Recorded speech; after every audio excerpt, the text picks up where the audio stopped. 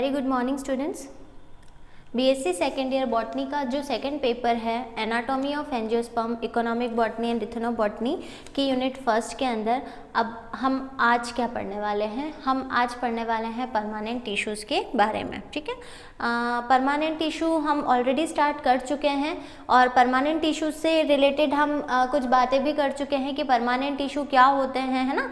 हमने बोला था कि परमानेंट टिश्यू जो होते हैं वो आपके मेरिस्टेमेटिक टिश्यू से बनते हैं या जो भी चीज़ें, मतलब इन शॉर्ट हमने बहुत सारी चीज़ें डिस्कस करी थी कि इनका जो निर्माण है ना, परमानेंट टिश्यू या फिर स्थायी ऊतक जो हैं वो विभेजोतक के विभाजन से बनते हैं, उन्हीं के विभेदन से बनते हैं, है ना। इसके अलावा हमने देखा था कि इनमें विभाजन की जो क्षमता होती है, डिवीज़न की जो कैपेसिटी होती है, वो या तो स्थायी रूप से या फिर अस्थायी रूप से क्या हो जाती है, आपकी स्थायी या अस्थायी रूप से खत्म हो जाती है ना, समाप्त हो जाती है। फिर इनमें डी डिफ्रेंशिएशन भी हो सकता है, इनमें विभेदन भी हो सकता है कि परमानेंट टिश्यू में जब वापस से विभेदन की कैपेसिटी आ जाए तो उसको हम बोलते हैं डी डिफ्रेंशिएशन, विभेदन। ठीक है, तो ये कुछ बेसिक बातें जो थी उसके बारे में हम पढ़ चुके हैं। फिर हमने क्लासिफिकेशन ऑफ परमानेंट टिश्यू के बारे में डिस्कशन किया था, तो हमने देखा था कि परमानेंट टिश्यू हमारे पास में 3 प्रकार के होते हैं, एक तो सरल प्रकार के, एक जटिल प्रकार के और एक विशिष्ट प्रकार के।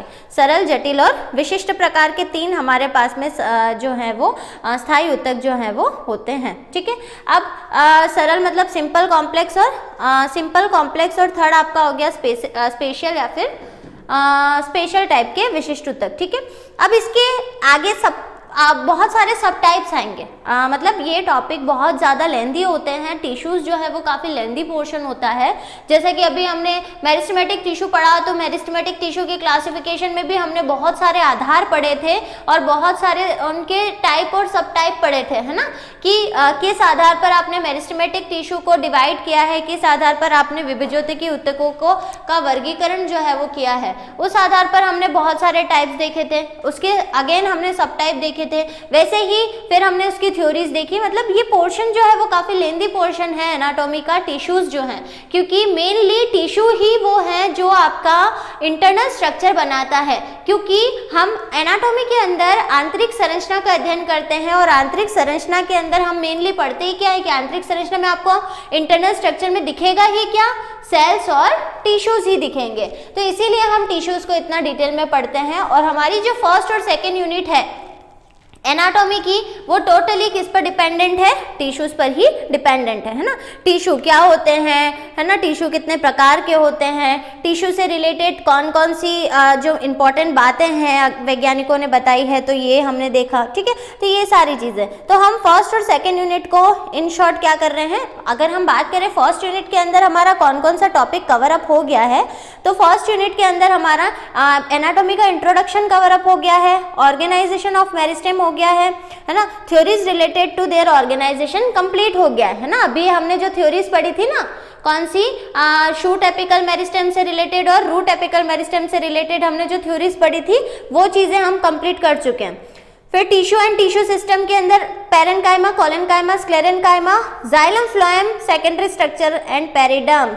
अब ये जो यूनिट सेकंड हम स्टार्ट कर चुके हैं ना, अभी हम जो पढ़ रहे हैं वो यूनिट सेकंड के अंदर पढ़ रहे हैं। मतलब केवल और केवल हमको इतना याद रखना है, फर्स्ट यूनिट के अंदर हमको केवल एनाटॉमी का इंट्रोडक्शन ही पढ़ना था, उसके अलावा ऑर्गेनाइजेशन ऑफ मेरिस्टेम पढ़ना था, विभेजोतक का संगठन पढ़ना था जो हम पढ़ चुके, और इससे रिलेटेड थ्योरीज पढ़नी थी। तो फर्स्ट यूनिट के अंदर लास्ट टॉपिक जो बचता था वो सेल वॉल बचता था। अब हम जो पढ़ रहे हैं वो परमानेंट टिश्यू पढ़ रहे हैं, इसका मतलब हम कौन सा टिश्यू सिस्टम पढ़ रहे हैं, मतलब हम सेकेंड यूनिट का पोर्शन जो है वो स्टार्ट कर रहे हैं। ठीक है, तो सेकेंड यूनिट के अंदर हमारे पास में टिश्यूज के परमानेंट, या फिर हम बोल सकते हैं पूरी की पूरी सेकेंड यूनिट परमानेंट टिश्यू पर ही डिपेंडेंट है। पूरी की पूरी सेकेंड यूनिट जो है वो परमानेंट टिश्यू पर डिपेंडेंट है। अब परमानेंट टिश्यू के बारे में हम बेसिक चीजें जान चुके हैं। अब हम जिस प्रकार से हमने विभेजोतक के वर्गीकरण को समझा था फ्लो चार्ट बना करके, पहले हम परमानेंट टिश्यू की क्लासिफिकेशन को एक फ्लो चार्ट के थ्रू समझेंगे और उसके बाद में हम इसके अंदर आने वाले जितने भी सब टाइप है उसको डिटेल के अंदर पढ़ेंगे। ठीक है, तो आज हम जो स्टार्ट करने वाले हैं, आज का जो हमारा एजेंडा है वो क्या है, परमानेंट टिश्यू, स्थायी ऊतक। आज का जो हमारा एजेंडा है वो क्या है, परमानेंट टिश्यू या फिर स्थायी ऊतक। ठीक है, अब परमानेंट टिश्यू का introduction and classification of permanent tissue, ठीक है, यही टॉपिक हमारे चलेंगे। तो सबसे पहले आप यहाँ पर एक फ्लो चार्ट देख रहे हैं, इसको पहले मैंने आप बोर्ड पर समझाया, पहले हम उसको देख लेते हैं, उसके बाद में हम जो है वो स्टार्ट करेंगे। तो सबसे पहले हम परमानेंट टिश्यू के बारे में समझते हैं। तो यहाँ पर एक फ्लो चार्ट बना रखा है मैंने, जो कि परमानेंट टिश्यू के क्लासिफिकेशन को समझा रहा है। किसको समझा रहा है, परमानेंट टिश्यू के क्लासिफिकेशन, है ना। हम बहुत कंफ्यूज होते हैं कि मतलब, क्योंकि हम देखते हैं कि इसके परमानेंट टिश्यू को हम मेनली 3 पार्ट्स के अंदर डिवाइड करते हैं, 3 भागों के अंदर, ये तो हमको पता है, सिंपल, कॉम्प्लेक्स और आपके सेक्रेटरी। बट हमको केवल इतना ही नहीं पढ़ना है, क्योंकि हमारी पूरी यूनिट, सेकेंड यूनिट जो है वो इन्हीं टॉपिक्स पर डिपेंडेंट है। पूरी सेकेंड यूनिट के अंदर हमको यही पढ़ना है। यही मतलब क्या, सिंपल परमानेंट टिश्यू जिसके 3 भाग हैं, पेरेन्काइमा, कोलेनकाइमा, स्क्लेरेन्काइमा, इसके बारे में भी हम जनरल पढ़ चुके हैं। तो आज हम क्या कर रहे हैं, आज हम पूरा के पूरा एक फ्लो चार्ट डिस्कस करेंगे, ताकि आप लोगों को इतना समझ में आ जाए कि कौन सा पॉइंट किससे रिलेटेड है, या कौन सा टाइप जो है वो कौन से परमानेंट टिश्यू से रिलेटेड है। ठीक है, तो पहली बात हम क्या पढ़ रहे हैं, परमानेंट टिश्यू का क्लासिफिकेशन पढ़ रहे हैं। परमानेंट टिश्यू मतलब स्थायी ऊतक, परमानेंट टिश्यू मतलब स्थायी ऊतक, है ना, स्थायी ऊतक जिनमें विभाजन की क्षमता नहीं है, जिनमें विभाजन की क्षमता अब नहीं है, या फिर स्थायी या अस्थायी रूप से खत्म हो चुकी है ना, जो बने हुए हैं आपके मेरिस्टेमेटिक टिश्यू से। ठीक है, अब परमानेंट टिश्यू को उनके स्ट्रक्चर, उनके फंक्शन, है ना, वो कैसे दिखती है, मतलब टिश्यू है, इसका मतलब उनकी सेल्स होंगी, तो उनकी सेल्स किस प्रकार की दिखती हैं, उनकी संरचना किस प्रकार की है, उनकी संरचना शेप कैसा है, क्या काम करती है, इनकी सेल्स के डिफरेंट स्ट्रक्चर और फंक्शन के बेसिस पर हमने क्या किया है, इन टिश्यूज के 3 टाइप्स कर दिए हैं, है ना। हमने परमानेंट टिश्यूज के 3 प्रकार, या परमानेंट टिश्यू को 3 प्रकार के अंदर विभेदित कर दिया है। सबसे पहला प्रकार है हमारा simple permanent tissue, simple permanent tissue, जिसको हम बोलते हैं सरल परमानेंट टिश्यू, मतलब स्थायी ऊतक, है ना, सरल स्थायी ऊतक। ठीक है, simple permanent tissue, simple permanent tissue. दूसरा है कॉम्प्लेक्स, मतलब कि जटिल, और तीसरा है सेक्रेटरी या स्पेशल, विशिष्ट प्रकार के। तीसरा है विशिष्ट। यहाँ तक तो हम सभी जानते हैं कि हम परमानेंट टिश्यू को 3 भागों में बांटते हैं। सरल, है ना, इनकी जो कोशिकाएं होती हैं, है ना, हम डिटेल में सब डिस्कस करेंगे। सरल स्थायी ऊतक की हमने पढ़ा था कि इनकी जो कोशिकाएं होती हैं वो आपकी कैसी होती हैं, इनकी कोशिकाएं संरचनात्मक और कार्यात्मक रूप से सिमिलर होती है, स्ट्रक्चर और फंक्शन इनका सेम होता है, इसीलिए इस प्रकार की, इस टाइप की सेल को हम क्या बोलते हैं, होमोजेनस सेल्स बोलते हैं, समांगी कोशिकाएं बोलते हैं। तो सिंपल परमानेंट टिश्यू जिनकी कोशिकाएं स्ट्रक्चर और फंक्शन में सिमिलर हो, ठीक है, जो मतलब इन शॉर्ट हम क्या बोल सकते हैं, जिनकी कोशिकाएं समांगी हो, ऐसी कोशिकाएं सब किसके अंदर आती हैं, सिंपल परमानेंट टिश्यू। हम एक एक करके डिस्कस कर रहे हैं। अब पहली बात, परमानेंट टिश्यू के 3 भाग देखें। अब हम सिंपल टिश्यू की बात कर रहे हैं, तो सिंपल टिश्यू किस प्रकार के होते हैं ये हमने देख लिया। अब हम देखेंगे कि सिंपल टिश्यू को अगेन हम कितने भागों के अंदर डिवाइड करते हैं, इसके भी कितने टाइप्स हो जाएंगे हमारे पास में, या सिंपल परमानेंट टिश्यू कितने प्रकार का होता है, 3 प्रकार का। कौन कौन सा, एक तो है पेरेन्काइमा, कोलेनकाइमा, स्क्लेरेन्काइमा।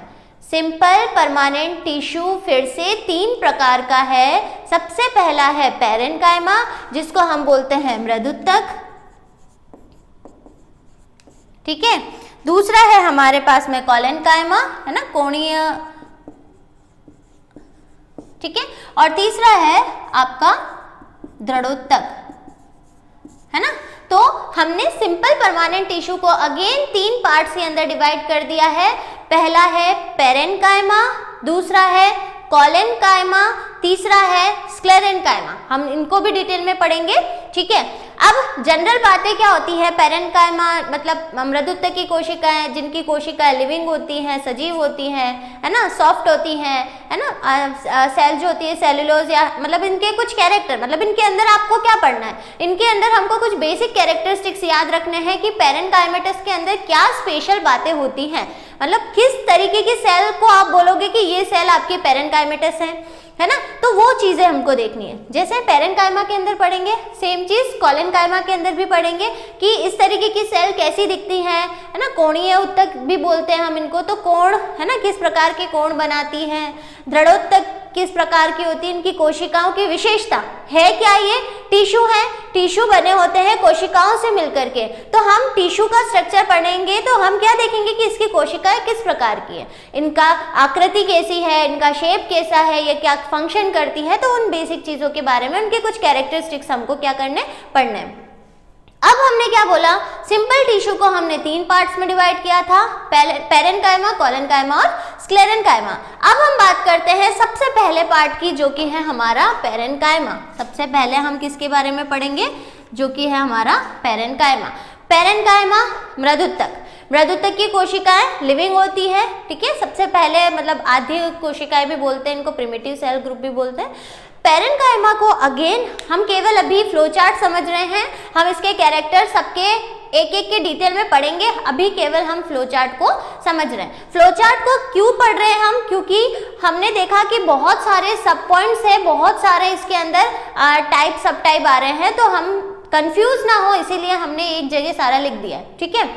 अब पैरेन्काइमा या मृदुत्तक जो होता है उसके अगेन कितने प्रकार होते हैं, या मृदुत्तक की कोशिकाएं अगेन कितने प्रकार की होती हैं, 5 प्रकार की। पहले हम केवल नाम समझते हैं। सबसे पहला है इसमें क्लोरेन्काइमा। सबसे पहला पैरेन्काइमेटस के अंदर कौन आता है, क्लोरेन्काइमा, जिसको हरित मृदुत्तक भी कहा जाता है ना, क्लोरेन्काइमा। हम इन सब की हिंदी टर्मिनोलॉजी भी देखते जाएंगे साथ साथ में। तो मृदुत्तक पैरेन्काइमा का सबसे पहला टाइप है आपका क्लोरेन्काइमा, है ना, सबसे पहला टाइप कौन सा है, क्लोरेन्काइमा।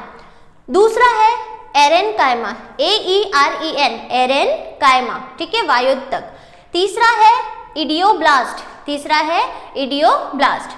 फोर्थ है प्रोसेनकाइमा, फोर्थ है इसमें प्रोसेनकाइमा, और लास्ट है इसमें सैटेलाइट पैरेन्काइमा, सैटेलाइट पैरेन्काइमा। क्या होते हैं इन सबके कैरेक्टर, अगेन मैं बोल रही हूँ कि डिस्कस करेंगे, लेकिन केवल अभी हम नाम देख रहे हैं, ठीक है। तो हमने बोला कि पैरेन्काइमेटा को भी, पैरेन्काइमेटस कोशिकाओं को भी हम कितने पार्ट्स के अंदर कितने टाइप की होती है अगर हम बात करें, ये इनके जो टाइप है ये किस बेसिस पर है ना, हम किसी भी चीज को क्लासिफाई करते हैं तो कोई ना कोई आधार लेते हैं हम, है ना। तो ये आधार क्या लिया गया है, ये आधार है आपका कि ये कोशिकाएं क्या काम करती हैं, ये कोशिकाओं का स्ट्रक्चर कैसा है, उस बेसिस पर हम इसके 5 टाइप को पढ़ते हैं। क्लोरेन्काइमा, एरेन्काइमा, इडियोब्लास्ट, प्रोसेनकाइमा और सैटेलाइट पैरेन्काइमा। तो ये हमारा हो गया सबसे पहला सिंपल टिश्यू, जो कि है हमारा पैरेन्काइमा। हम सेकंड पे आते हैं। सेकंड हमारा है कोलेन्काइमा, ठीक है। अब दूसरा हमारे पास में आता है कोलेन्काइमा, कोणीय उत्तक जिसको हम बोलते हैं। तो ये हमारे पास में अगेन कितने टाइप का है, ये हमारे पास में है 3 टाइप का। एक तो है एंगुलर, एक है लेक्यूनार और एक है लेमिनार, ठीक है, या लेमेलार, ठीक है। एंगुलर कोणीय, लेक्यूनार और लेमेलार, ठीक है। तो ये 3 प्रकार का होता है आपका कोणीय उत्तक, ठीक है। हम कोणीय उत्तक क्या होता है उसकी भी पॉइंट्स देखेंगे कि किस प्रकार के उत्तक को आप बोलोगे कि कोलेन्काइमा है ये, ठीक है, क्या विशेषता होती है उसकी, डायग्रामेटिक प्रेजेंटेशन भी हम इसका देखेंगे। अब लास्ट हमारे पास में सिंपल परमानेंट टिश्यू जो बचता है वो है हमारा स्क्लेरेन्काइमा। लास्ट हमारा कौन सा है, स्क्लेरेन्काइमा, ठीक है।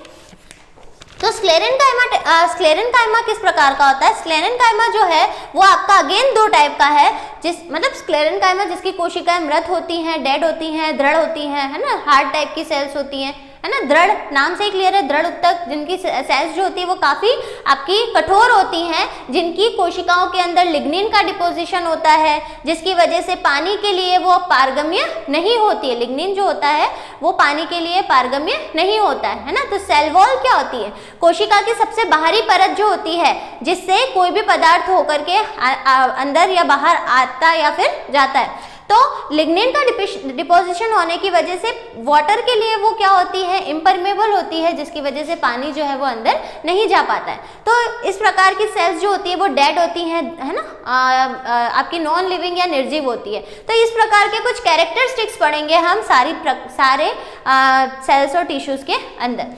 तो दृढ़ोत्तक की कोशिकाएं हैं, अगेन उसको हमने दो टाइप्स में डिवाइड किया है, या फिर हमने बोला कि दो प्रकार की होती हैं, इनकी पोजीशन या स्ट्रक्चर या फिर फंक्शन के बेसिस पर। सबसे पहला है स्क्लेरेनकाइमेटस फाइबर।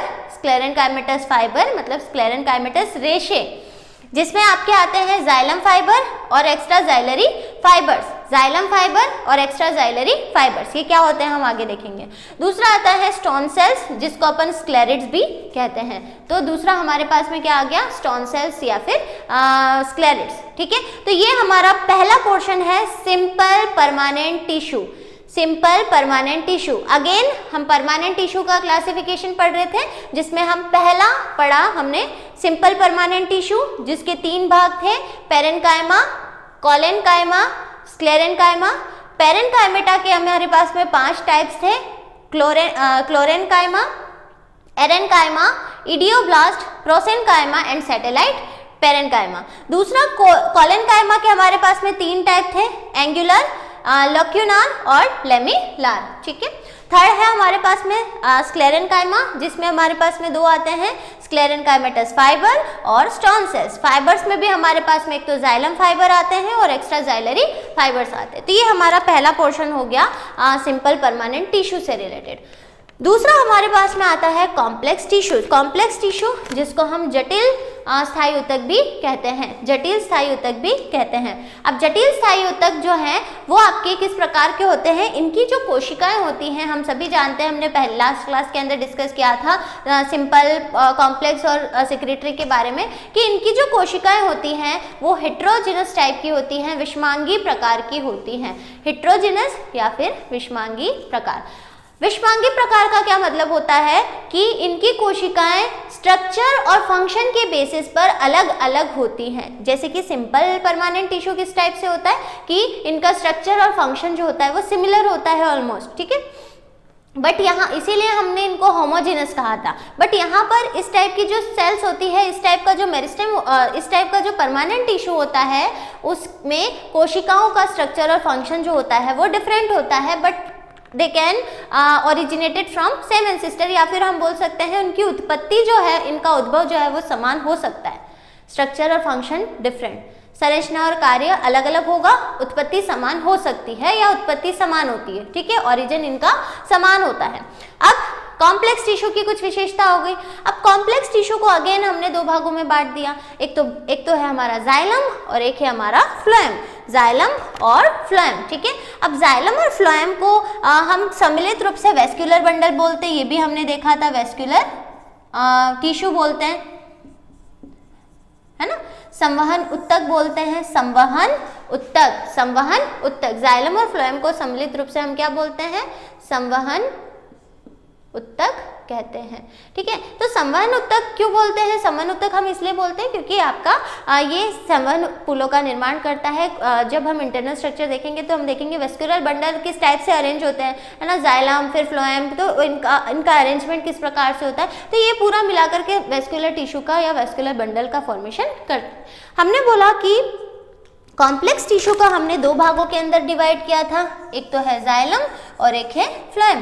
तो जाइलम जो है ना, जाइलम जो है अगेन आपका 4 प्रकार का होता है, या जाइलम के 4 टाइप्स हम बोल सकते हैं। एक तो है हमारे पास में ट्रैकिड, एक है हमारे पास में वेसल, एक है हमारे पास में जाइलम फाइबर और एक है हमारे पास में जाइलम पेरेन्काइमा, है ना।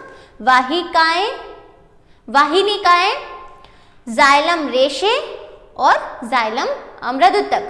वाहिकाएं, वाहिनिकाएं, जाइलम फाइबर और जाइलम मृदुतक। ठीक है, तो ये 4 प्रकार हो गए जाइलम के। अभी ये कैसी दिखती हैं ये कोशिकाएं, क्या काम करती हैं, कैसी दिखती हैं, है ना, इस बेसिस पर इनको 4 प्रकारों में डिवाइड किया है। ये हम आगे देखेंगे कि इनके कैरेक्टरिस्टिक्स क्या है। सेकेंड यूनिट पूरी इस पर ही बेस्ड है। ठीक है, इसीलिए मैं आपको ये बेसिक चीजें बता रही हूँ, क्योंकि हमको यही सारी चीजें जो है वो डिटेल के अंदर पढ़नी है यूनिट सेकेंड के अंदर। अब दूसरा आया हमारे पास में फ्लोएम। तो फ्लोएम क्या होता है? फ्लोएम हमारे पास में वापस इसके 4 पार्ट्स, सीव ट्यूब जिसको हम बोलते हैं चालनी नलिका, सीव ट्यूब, चालनी नलिका। ठीक है, दूसरा हमारे पास में आ गया कंपेनियन सेल, सहकोशिका। कंपेनियन सेल को हम क्या बोलते हैं? सहकोशिका। तीसरा है फ्लोएम फाइबर, फ्लोएम फाइबर को हम क्या बोलते हैं? फ्लोएम रेशे। और फोर्थ है हमारे पास में फ्लोएम पेरेन्काइमा जिसको हम बोलते हैं फ्लोएम मृदुतक। इसका मतलब कॉम्प्लेक्स परमानेंट टिश्यू अगेन हमारे पास में 2 प्रकार का हो गया, xylem and phloem. Xylem tracheids, vessels, xylem fibres और जाइलम पेरेन्काइमा।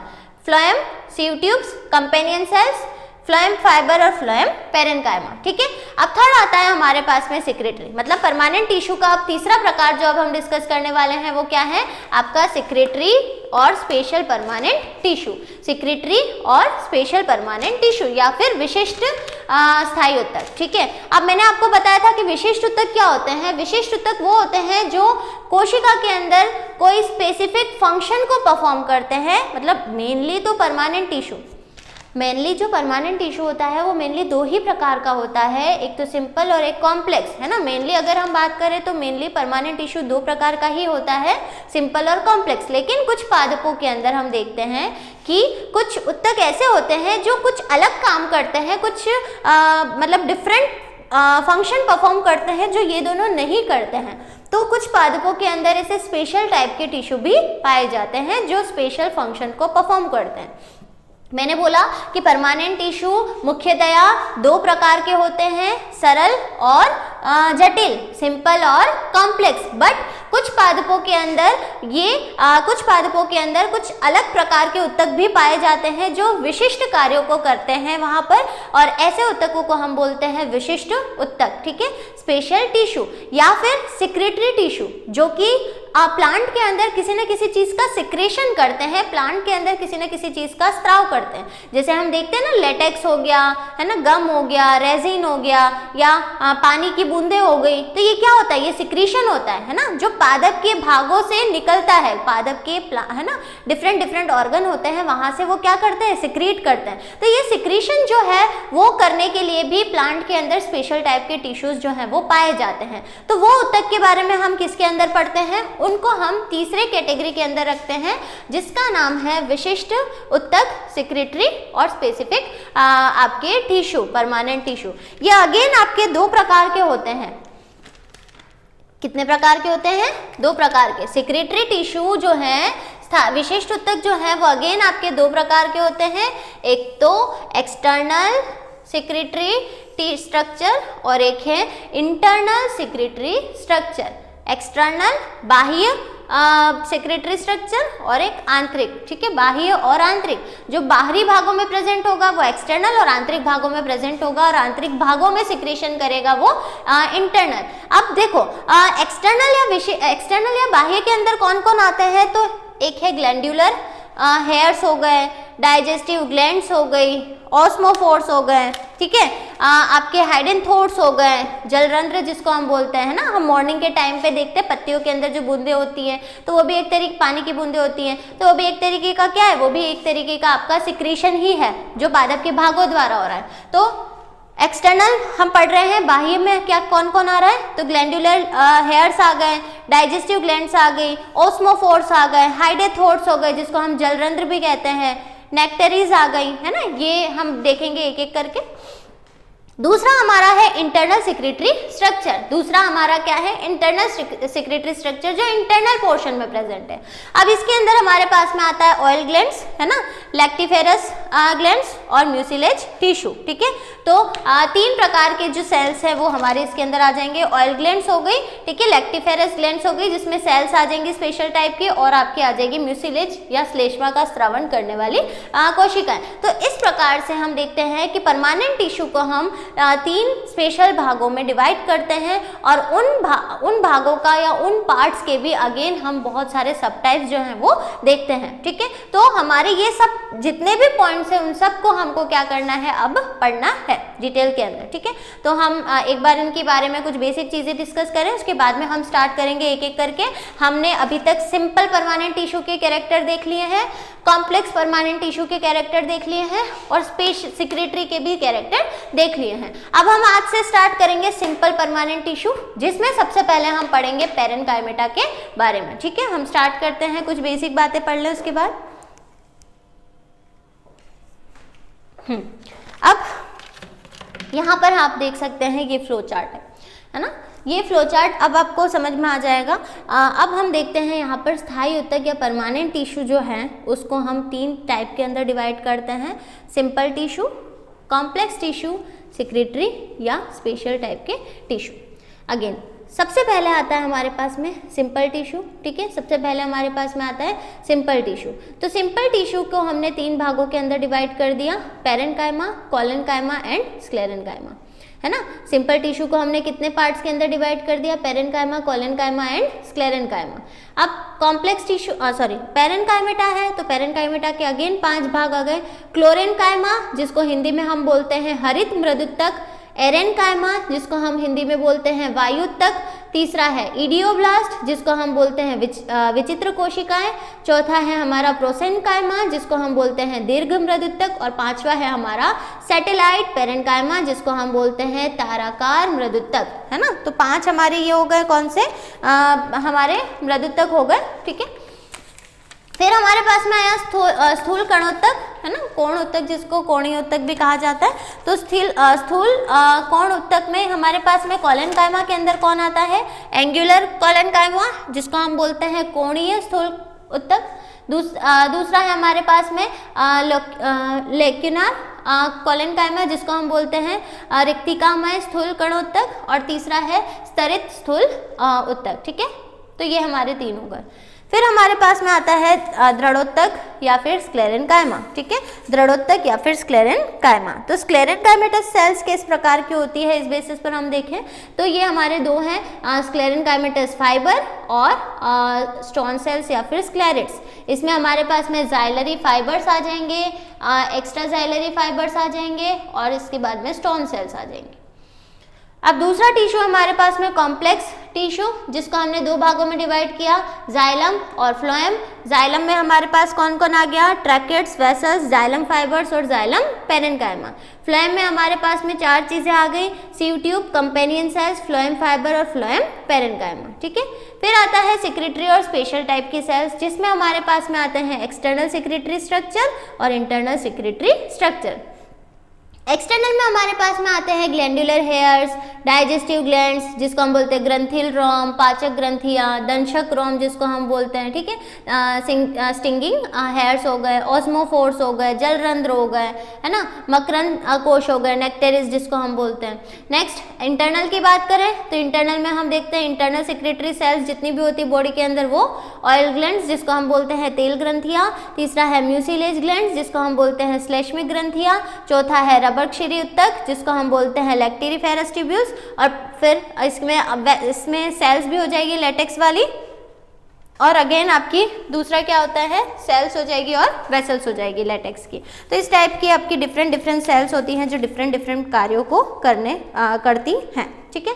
तो अब हम क्या करेंगे, अब हम स्टार्ट करेंगे इसको डिटेल के अंदर परमानेंट टिश्यू में और परमानेंट टिश्यू में सबसे पहला सिंपल जो परमानेंट टिश्यू है उसको हम स्टार्ट करेंगे और सिंपल परमानेंट टिश्यू का सबसे पहला पार्ट क्या है आपका पेरेनकाइमा। तो पेरेनकाइमेटा क्या होता है, पेरेनकाइमेटा सेल क्या होती है,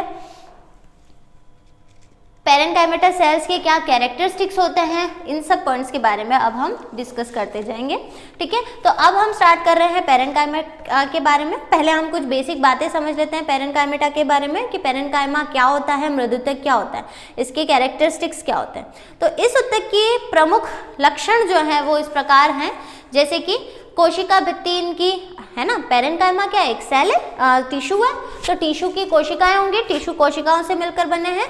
तो इनकी कोशिकाओं की अगर विशेषताओं की बात करें हम, तो इस ऊतक की कोशिकाओं के प्रमुख लक्षण निम्नलिखित हैं। पहला, कोशिका भित्ति पतली तथा सेल्यूलोज व कैल्शियम पैक्टेट से निर्मित होती है। पेरेन्काइमा के बारे में सबसे इंपॉर्टेंट पॉइंट ये है कि इसकी कोशिकाएं क्या होती हैं, लिविंग होती हैं। इसकी कोशिकाएं क्या होती हैं, जीवित प्रकार की होती हैं, ठीक है। तो इसकी सेल्स लिविंग होती हैं। दूसरी बात, इनकी सेल वॉल जो होती है ना, कोशिका भित्ति जो होती है वो सेल्यूलोज की बनी हुई होती है, जनरली सेल्यूलोज, हेमीसेल्यूलोज की बनी हुई हो सकती है, ठीक है। कैल्शियम पैक्टेट हो सकता है इसके अंदर, ठीक है। कोशिकाएं जीवित और केंद्रक युक्त होती हैं, सेल्स जीवित होती हैं और केंद्रक युक्त होती हैं, है ना, न्यूक्लियस इसके अंदर होता है। दूसरा पॉइंट हम देखते हैं, कोशिकाओं में अंतर कोशिकीय स्थल जो हैं वो पाए जाते हैं। अब अंतर कोशिकीय स्थल पाए जाने का मतलब क्या होता है कि सेल्स जो होती है वो दूर दूर हो सकती है ना। सेल्स में अगर इंटरसेलुलर स्पेस क्या होता है, जो दो कोशिकाओं के बीच में प्रेजेंट होता है ना। इंटरसेलुलर स्पेस क्या होता है, जो दो कोशिकाओं के बीच में प्रेजेंट होता है, तो ये प्रेजेंट होता है। दूसरा हम देखते हैं कि कोशिका द्रव्य रिक्तिका युक्त होता है, वैक्यूल इसके अंदर प्रेजेंट होती है। सेल्स जो होती है वो अंडाकार होती है, गोलाकार होती है, आयताकार हो सकती है, बेलनाकार हो सकती है और ताराकार हो सकती है। इस बेसिस पर हम जो है वो क्या करते हैं, दिखती कैसी है उस बेसिस पर हमने इसको 5 पार्ट्स के अंदर डिवाइड कर रखा है, ठीक है। पेरेन्काइमा को हमने 5 टाइप्स के अंदर डिवाइड कर रखा है। जैसे क्लोरेन्काइमा हो गया हमारा, एरेन्काइमा हो गया, है ना। तीसरा जैसे हमने इडियोब्लास्ट के बारे में देखा, प्रोसेन्काइमा के बारे में भी देखा, सैटेलाइट के बारे में देखा, तो ये हमारे पास में सम टाइप्स जो हैं वो हैं, ठीक है। तो जनरली हम देखते हैं कि ये जो है वो इस टाइप की सेल्स होती हैं, है ना। पेरेन्काइमेटस सेल्स जो होती हैं जनरली जो है वो लिविंग होती है और प्लांट के जितने भी कॉमन भाग जितने भी होते हैं, प्लांट के जितने भी पार्ट होते हैं, या फिर हम बोले सभी पादप अंगों के आधार को बनाता है, ये बेस बनाता है, ठीक है। और पादप के सभी कॉमन मांसल अंगों के अंदर ये प्रेजेंट होता है, जैसे रूट हो गया, स्टेम हो गया, लीफ हो गया। तो जब भी आप इनका इंटरनल स्ट्रक्चर देखोगे तो आपको पेरेन्काइमेटस सेल्स जो है वो आपको क्या दिखेंगी, ठीक है। सेल वॉल की बात करी हमने, सेल्यूलोज की बनी हुई होती है ना। अगर मृदुतक के कार्यों की बात करें कि सेल के अंदर क्या काम करते हैं, तो भोजन का संग्रहण का काम करते हैं ये, स्टार्च, प्रोटीन या फिर तेल या वसा आदि का, ठीक है। उसके अलावा अगर हम बात करें तो वाटर जो है वो बाइंडिंग कैपेसिटी होती है, जल संग्रहण की क्षमता होती है इनके अंदर। द्वितीय वृद्धि जो है उसमें सहायक होते हैं, है ना। मतलब कॉर्क कैम्बियम जो है उसकी निर्माण करके सेकेंडरी ग्रोथ में हेल्प करते हैं। सेकेंडरी ग्रोथ मतलब पादप का चौड़ाई में बढ़ना, पादप के भागों का चौड़ाई में बढ़ना, मोटाई में बढ़ना, ठीक है। पूरी तरीके से जितनी भी सेल्स होती है उसकी रिकवरी का काम करता है। तो इस तरीके से हम डिफरेंट जो पोर्शन है वो देखते हैं। इस प्रकार से आप देखिए अलग अलग पेरेन्काइमा हो सकते हैं सेल के अंदर। नॉर्मली पेरेन्काइमा इस टाइप से होते हैं, ठीक है। आप देख सकते हैं ये सेल है हमारे पास में, साइटोप्लाज्म हो गया ये ग्रीन कलर का पोर्शन, ठीक है। आपके वैक्यूल्स हो गए, ये देखिए वाइट कलर के, है ना। कोशिका के अंदर वैक्यूल से रिक्तिकाएं पाई जाती हैं। न्यूक्लियस हो गया, ठीक है। ये सेल्स देखिए, यहाँ पर सेल्स के बीच में जो इंटरसेलुलर दो कोशिकाओं के बीच में, ये दो कोशिकाएं हैं, इनके बीच में ये इंटरसेलुलर स्पेस जो है वो पाया जाता है। इंटरसेलुलर स्पेस जो है वो पाया जाता है। तो दो कोशिकाओं के बीच में इंटरसेलुलर स्पेस है। प्राइमरी सेल वॉल हो गई, है ना, सेकेंड साइटोप्लाज्म हो गया, इंटरसेलुलर स्पेसेस हो गए, न्यूक्लियस हो गया। तो यही कुछ मेन विशेषताएं हैं जो आपकी इसके अंदर आती हैं। तो अब आगे हम पेरेन्काइमेटा के बारे में जनरल बातें अगर देखें तो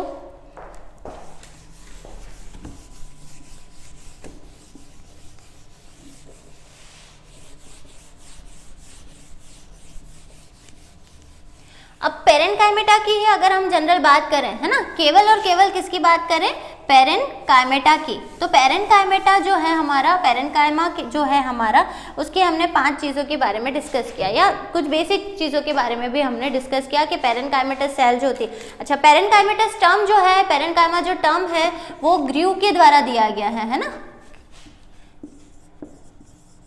ये ग्रू वही है आपके जिन्होंने टिश्यू टर्म जो है वो दिया था, नेमेहियाई ग्रू, नेमेहियाई ग्रू।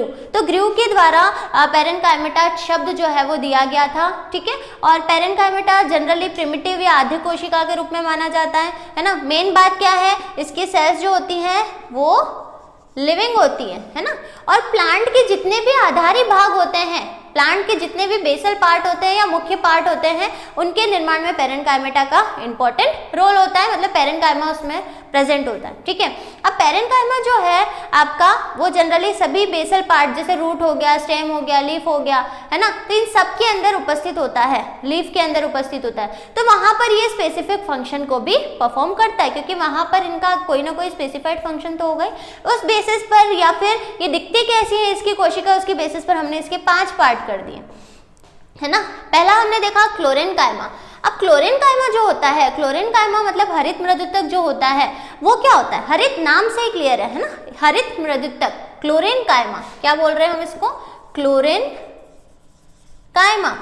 तो क्लोरेन्काइमा या हरित मृदुतक का मेन फंक्शन क्या होता है, ये प्लांट में फोटोसिंथेसिस का काम करता है, क्योंकि यहाँ पर क्लोरोप्लास्ट जो है उनकी संख्या अधिक होने के कारण ये किसमें हेल्प करता है, फोटोसिंथेसिस में। किसमें हेल्प करता है, फोटोसिंथेसिस में। जो प्रकाश संश्लेषण की क्रिया होती है जिसमें पादप जो हैं वो सूर्य के प्रकाश को क्या करते हैं, एब्जॉर्ब करते हैं, तो पादपों में सूर्य के प्रकाश को अवशोषित करने के लिए कुछ विशेष संरचना पाई जाती है जिसको हम बोलते हैं पिगमेंट। क्या बोलते हैं, पिगमेंट, वर्णक, है ना।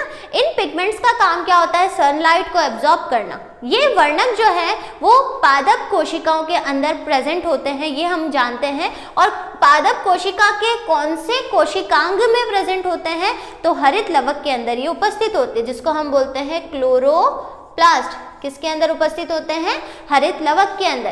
तो ये पिगमेंट जो है वो हरित लवक के अंदर उपस्थित होते हैं, ठीक है। तो हम बोल सकते हैं कि जो क्लोरेन्काइमेटा टाइप का जो पेरेन्काइमा है, इस टाइप का जो पेरेन्काइमा होता है उनके अंदर इस हरित लवक की संख्या जो है वो अधिक होती है, जिस वजह से ये फोटोसिंथेसिस में इंपॉर्टेंट रोल प्ले करते हैं, ठीक है।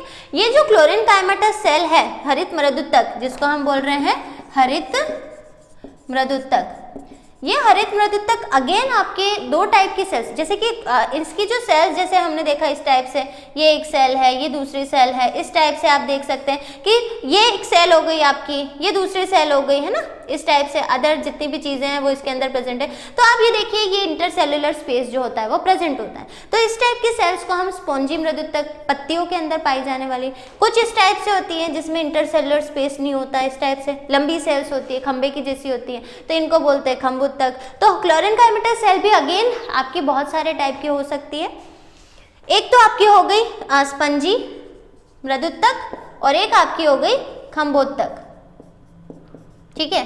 इसको हम बोलते हैं स्पॉन्जी पेरेन्काइमा और इसको हम बोलते हैं पैलिसेड पेरेन्काइमा।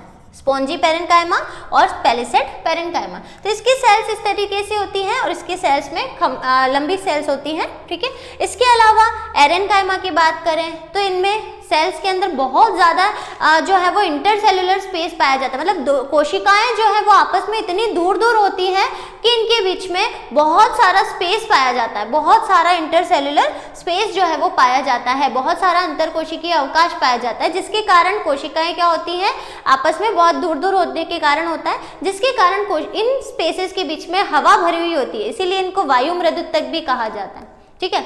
तीसरा है इडियोब्लास्ट की बात करें, विचित्र कोशिकाएं, ये अलग काम करती हैं, अलग प्रकार के एंजाइम का सिक्रेशन करती हैं, अलग प्रकार के जो है वो फंक्शन को परफॉर्म करती है। तो बहुत टाइप के एंजाइम्स जो है वो इन कोशिकाओं के द्वारा सिक्रेट किए जाते हैं, ठीक है। प्रोसेनकाइमा सैटेलाइट है ना, इनकी जो सेल्स होती हैं सैटेलाइट की ताराकार होती हैं, है ना, स्टार की शेप की होती हैं, इस बेसिस पर इनका नाम ये रखा गया है, ताराकार कोशिका। प्रोसेनकाइमा की सेल्स जो होती है वो काफ़ी सक्रिय होती है, लंबी सेल्स होती है। तो इस तरीके से हम देखते हैं कि बहुत सारी सेल्स जो होती हैं उनके शेप के बेसिस पर कि वो सेल कैसी दिख रही है और क्या फंक्शन कोशिका के अंदर परफॉर्म कर रही है, इस बेसिस पर हमने पेरेन्काइमा को इन 5 भागों के अंदर डिवाइड किया। हम आगे और पॉइंट्स के बारे में डिस्कस करते हैं। तो आपने देखा यहाँ पर ये पेरेन्काइमा जो है वो इस प्रकार से है ना। ये पेरेन्काइमा आप देख रहे हैं यहाँ पर इंटरसेल्युलर स्पेस बहुत कम है, ठीक है। ये आप देख रहे हैं यहाँ पर आप ये एक कोशिका हो गई, ये दूसरी कोशिका, ये तीसरी कोशिका, तो कोशिकाओं के बीच में ये जो स्पेस है वो क्या कहला रहा है, इंटरसेल्युलर स्पेस कहला रहा है, ठीक है। वैक्यूल हो गया, न्यूक्लियस हो गया, ठीक है। पेरेन्काइमा का अगर हम बात करें वितरण की, तो मृदुतक जो है पेरेन्काइमा जो है वो पादप के सभी कोमल मांसल और गुदेदार अंगों जैसे मूल, स्तंभ, पर्ण, बीजपत्र, फल का जो पल्प आता है ना, जो खाने योग्य भाग होता है, वलकोट, मज्जा, इन सब में पाए जाते हैं। ये जटिल उत्तक जैसे जाइलम, फ्लोएम में भी पाए जाते हैं। ये सरल प्राथमिक प्रकार की कोशिकाएं होती हैं, ठीक है। पादप में अधिकांश भाग इन्हीं से बना हुआ होता है। भरण उत्तक भी कहलाते हैं ये, इनको ग्राउंड टिश्यू भी कहते हैं। इन उत्तकी की कोशिकाओं का विकास जो है वो इसी मूल बेस से हुआ है। अब हम 5 टाइप देखते हैं। क्लोरेन्काइमा, एरेन्काइमा, इडियोब्लास्ट, प्रोसेन्काइमा और सैटेलाइट, ठीक है। ये 5 है हमारे पास में, और इन 5 के विशेष कैरेक्टर जो होते हैं वो होते हैं, जैसे कि अभी हमने बात करी क्लोरेन्काइमा के बारे में, है ना।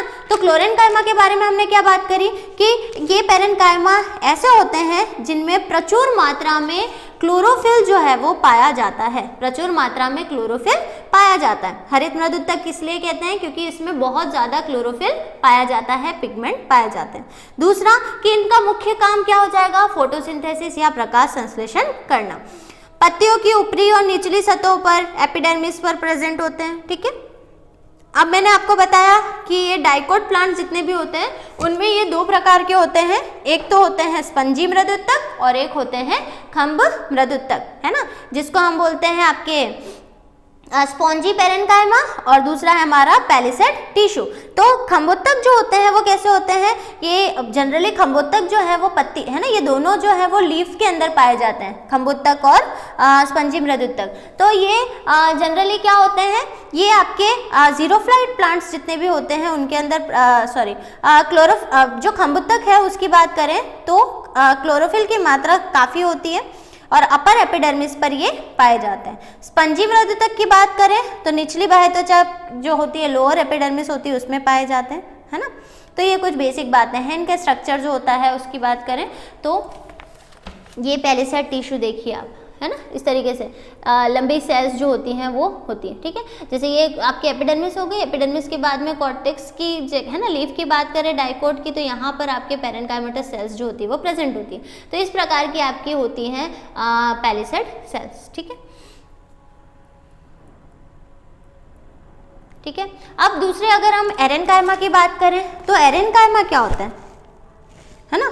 दूसरी हम बात करें जैसे एरेन्काइमा, हमने क्या बोला, वायुत्तक, हिंदी में हम इसको क्या बोल रहे हैं, वायुत्तक। तो वायुत्तक का मतलब क्या होता है कि इनमें बहुत ज़्यादा बड़े इंट्रासेल्युलर स्पेस बन जाते हैं, क्योंकि सेल्स आपस में बहुत ज़्यादा दूर दूर होती हैं, तो जिस कारण बहुत ज़्यादा इंटरसेल्युलर स्पेसेस जहाँ होते हैं वहाँ पर वायु भरी हुई होती है, इसीलिए हम इसको क्या बोलते हैं, एरेन्काइमा या फिर वायुत्तक, ठीक है।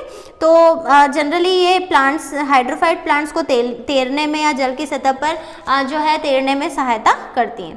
थर्ड हमने देखा इडियोब्लास्ट, इडियोब्लास्ट जिसको हम विचित्र कोशिका बोल रहे हैं, जो अलग ही प्रकार के काम कर रही है, स्पेशल टाइप का सिक्रीशन या पाचक एंजाइमों का स्रवण करती है, ठीक है।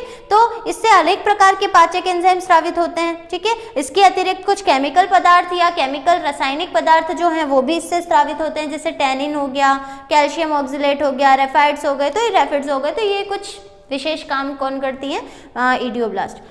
फोर्थ हो गया प्रोसेन्काइमा, तो इसकी कोशिकाएं जो होती हैं वो समव्यासी होती हैं, सिमिलर होती है ना, कुछ लंबी और सक्रिय इस टाइप की होती है, है ना, डाइकोट प्लांट्स में पेरिसाइकिल के अंदर प्रेजेंट होती है, जो आपका परिरंभ होता है ना, परिरंभ के अंदर ये उपस्थित होती है। फोर्थ हो गया ताराकार कोशिकाएं, तो ताराकार कोशिकाएं या फिर फिफ्थ हो गया आपके सैटेलाइट या फिर ताराकार कोशिकाएं जो स्टार शेप की दिखती हैं, ठीक है। और इनमें है ना जनरली ताराकार होती है, शाखित टाइप की होती है ना, और इनका मेन फंक्शन क्या होता है, आपके प्लांट को है ना यांत्रिक दृढ़ता या फिर शक्ति प्रदान करना। तो ये आप देखिए, ये हमारे पास में हो गया पैलिसेड पेरेन्काइमा, खंभोत्तक, है ना, इस तरीके से लंबी लंबी सेल्स जो होती हैं वो होती है। फिर स्टोरेज पेरेन्काइमा, स्टार्च ग्रेन्यूल्स हो गए, ठीक है। ये पेरेन्काइमेटस टिश्यू जनरली, ये जनरल पेरेन्काइमेटस टिश्यू जैसा हमने आगे देखा। Nucleus, cytoplasm, vacuole, intercellular space. ये अगर ये इंटरसेलुलर स्पेस काफ़ी ज़्यादा हो जाएंगे तो वहाँ पर हवा भरी हुई होगी, तो वो कौन से हो जाएंगे आपके एरेनकाइमा। क्लोरेनकाइमा में हमारे पास में 2 टाइप थे, है ना। अभी हमने बात करी क्लोरेनकाइमा में हमारे पास में 2 टाइप कौन कौन से थे। हाँ, क्लोरेनकाइमा में हमारे पास में 2 टाइप थे आपके।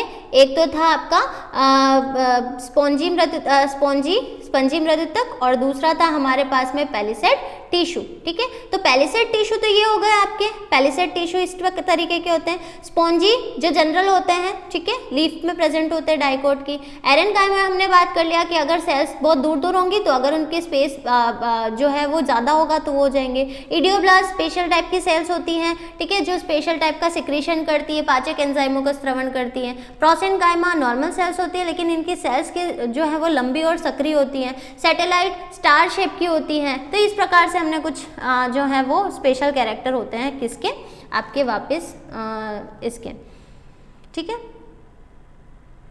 तो ये हमारे 5 टाइप हो गए पेरेन्काइमा के, ठीक है। तो पेरेन्काइमेटा के बाद में ये जनरल सेल्स हैं हमारे पास में,